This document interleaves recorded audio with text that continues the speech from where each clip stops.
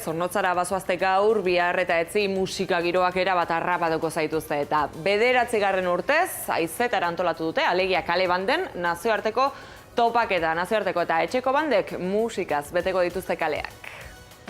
Arratsaldeon Sara, arratsaldeon Euskal Herria, aurten ere Zornotzako herrian haizetala izenez ezagutzen den banda fanfarria eta kaleko musikaren 9. jaialdia ospatuko da. Lagunok, lo egin nahi duenak jai dauka.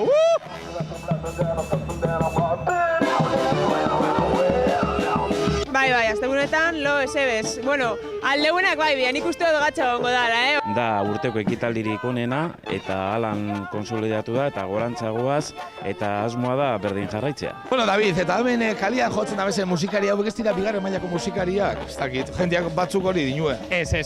Gainera, bete esaten da hori, baina kaleko musika egiten da bie eta musika kalean behiten da. Azkenean, talde oso potenteak kalean jotzen da bie.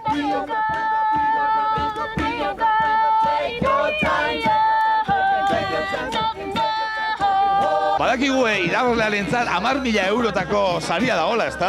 Bai, Holanda, irabazteak sari potoloa deko eta ondo merezi dute, ez? Egiten diren lana 3 egunetan zehar ikaragarria da. Eta jente nagusile eta umilek eta horrek ez dutzu penarik ematen ezin lorik egin da jentia hemen Zornotzan.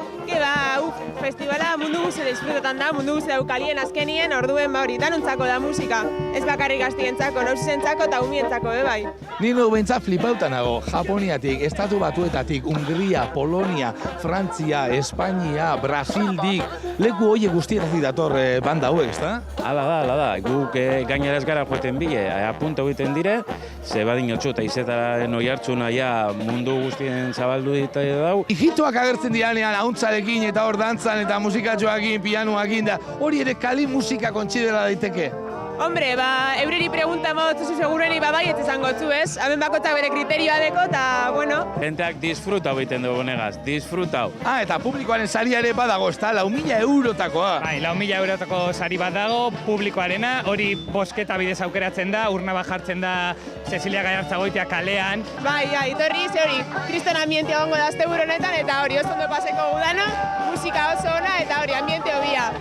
Bueno, hemen gure atzekaldean daudenak Londresetik etorri dira, nola ditzen dira? Perjas Contraction. Barkatu zela? Perjas Contraction. Lagunok eta zelako marroia, asteburutako eurila mandabe. Nik ez nahi zer esan baina. Euriagaz ez dau problemarik, karpak dauzelako, soportalak dauzelako, eta plan B bat prestatuta dekogu eta eurie badabe, jaia ez da geldituko, da kriston giroa egongo da, orduen animatuta hurbildu eta jazta. Bueno, mentxe utziko dugu, lagunok, etor zaitezte denok Zornotzala, Iñigo Agirre, Euskal Herria zuzenean. Eta nine borain, Ibon Gaztainaz bigin, sekulako afaria jatean oia, Ba honegin. Aupa, mucho!